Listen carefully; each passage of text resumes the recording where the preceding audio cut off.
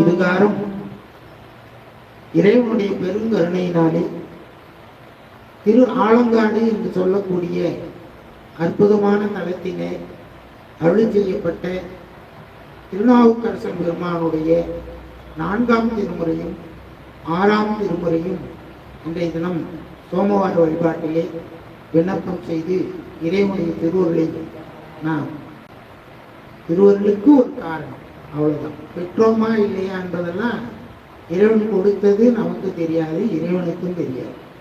நமக்கு கொடுக்கிறாரா இல்லையா என்பது இறைவனுக்கு மட்டும்தான் தெரியும்.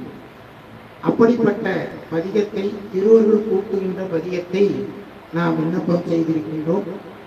மீண்டும் அடுத்த சோமவார வழிபாட்டிலே மிக அற்புதமான பதிகத்தை இந்த அப்பர் மடத்தினுடைய